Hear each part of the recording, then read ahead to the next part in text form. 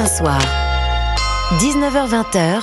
Hélène Zellani. 19h47 sur Europe 1, alors que le scandale des maisons de retraite est encore dans tous les esprits. Orpea annonce son changement de nom et devient Emeis. Et nous sommes ce soir en direct avec son directeur général, Laurent Guillot. Bonsoir.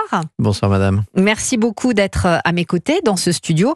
Vous dirigez donc le groupe de maisons de retraite et de cliniques privées qui porte désormais le nom Emeis. Ce changement, qui doit d'ailleurs encore être validé par les actionnaires, ça veut dire on efface tout et on repart à zéro ? Ça veut dire que c'est la marque d'une transformation qu'on a réalisée depuis 2 ans. Je suis arrivé à peu près il y a 2 ans à la tête du groupe et avec l'ensemble des équipes, les 76 000 collaborateurs d'Emeis désormais, nous avons très largement transformé le groupe pour mettre au cœur du groupe, non pas l'immobilier comme c'était le cas avant, mais vraiment le soin et l'accompagnement, à la fois pour toutes les fragilités. Vous l'avez dit, nous avons des cliniques et des maisons de retraite pour toutes les fragilités, c'est-à-dire les fragilités liées à des accidents de la vie, des fragilités liées à la progression des maladies mentales, notamment auprès de nos jeunes, et à des fragilités liées à l'âge, évidemment. Mais ce changement de nom, c'est pas aussi pour faire oublier cet énorme scandale qui est lié au livre Les Fossoyeurs de Victor Castanet, un livre sorti en janvier 2022 et qui a évidemment eu de très importantes conséquences sur Orpea. Ce changement de nom, on le doit aux équipes avant tout. Les équipes, elles font un travail extraordinaire au quotidien, auprès de nos patients, auprès de nos résidents, auprès de nos bénéficiaires.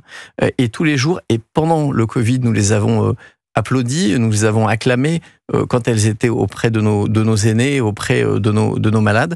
Et elles ont continué à travailler malgré la crise, malgré les difficultés. Et elles travaillent encore aujourd'hui. Et moi, je veux leur tirer un grand coup de chapeau. Et je veux aussi leur redonner, à travers ce changement de nom, la fierté de leur travail, parce que c'est un travail bien fait et un travail qui est difficile, un travail qui n'est pas toujours parfait parce que la vie est difficile et l'activité elle-même est difficile, mais un travail qu'ils font avec un engagement sans limite. Tous ces personnels, toutes ces aides-soignantes, j'imagine qu'elles ont très mal vécu les accusations dans le livre de Victor Castanet, puisque on les a qualifiées de maltraitantes, certaines.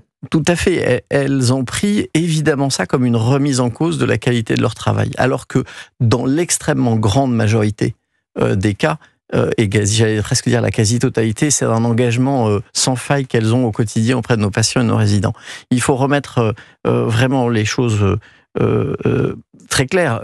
Le scandale, c'est aussi et avant tout un scandale financier, un scandale de malversation financière qui est déjà maintenant derrière nous depuis longtemps. Nous avons travaillé depuis 2 ans avec l'ensemble de ces équipes pour remettre le soin et l'accompagnement au cœur, en prenant d'abord des mesures qui ont permis d'améliorer les conditions de vie et de travail de nos collaborateurs. Parce que je ne crois pas qu'on puisse prendre soin de quelqu'un si on est pas en condition. C'est-à-dire, si quelqu'un ne prend pas soin de nous, c'est très difficile. Alors, quel genre de mesures, par exemple ? Ça veut dire des revalorisations salariales, ça veut dire notamment de l'amélioration très très importante des conditions de sécurité, santé, sécurité au travail. Vous savez que les métiers du soin sont le métier le plus accidentogène des métiers de la société, 2 fois plus accidentogène que le BTP. Nous avons énormément travaillé sur ce sujet, évidemment pour être attractif aussi et pour pouvoir embaucher des collaborateurs. Et puis sur le projet médical, les premières actions que nous avons évidemment mis en place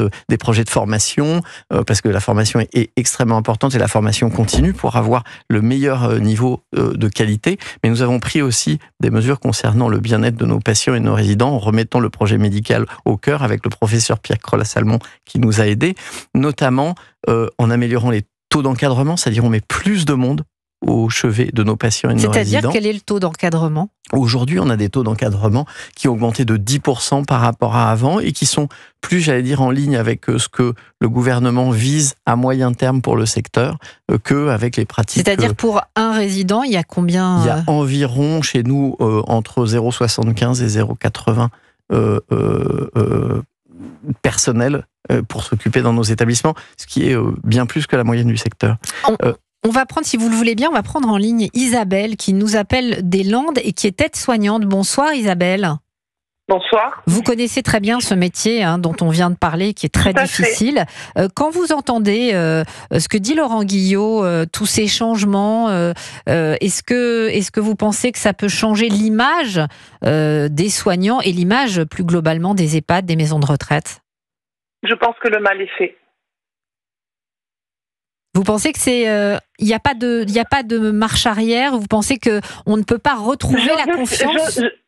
J'ose espérer que oui, mais ça va être très difficile et très compliqué, et il faut que nos dirigeants, notamment le monsieur que vous avez en face de vous, soient très clairs avec leur position politique et qui mettent en avant les personnels, parce que sans les aides-soignantes, les infirmières, les AMP, les ASH aussi qui ont leur part qui sont très importantes pour ces gens-là, pour la population que l'on a.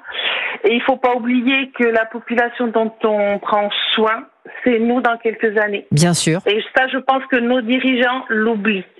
Vous avez entièrement raison. Et je pense qu'il faut passer l'humain avant l'aspect financier. Ah, ça c'est une question majeure, Isabelle. Vous avez tout à fait raison de la soulever. Justement. Pour le moment, c'est l'argent qui prime avant tout. Moi, j'appelle ça l'économie grise. Alors, écoutez, c'est très bien que vous souligniez ce point.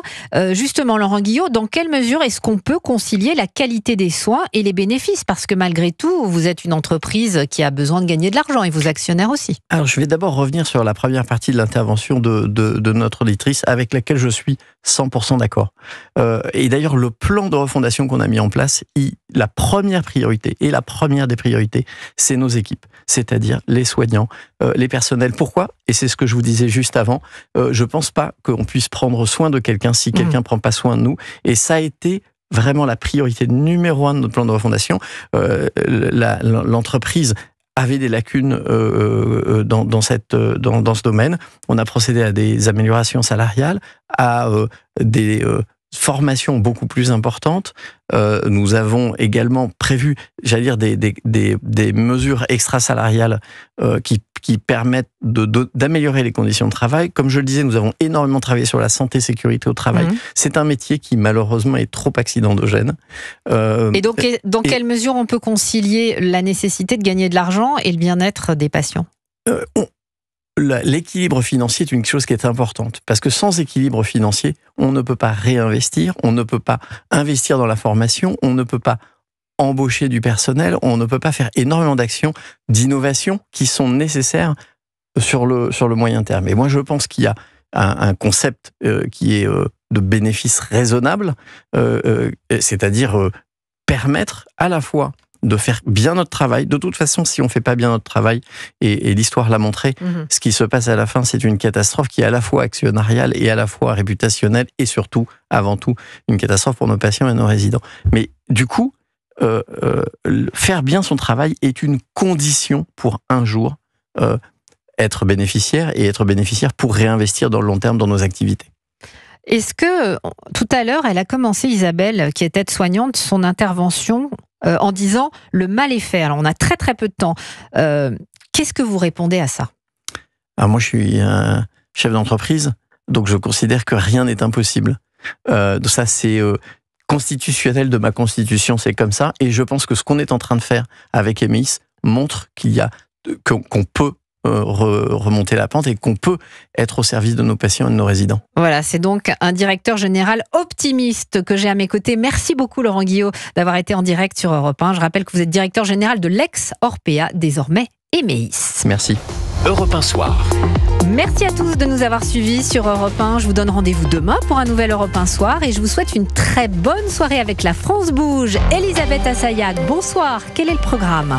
Bonsoir Hélène Zélani. Vous savez que notre Premier ministre Gabriel Attal a mis sur la table l'option de proposer une semaine de 4 jours pour les parents divorcés. Tout cela nous mène à comment concilier la vie professionnelle et la vie privée dans le monde du travail. On a des solutions françaises et c'est dans La France Bouge.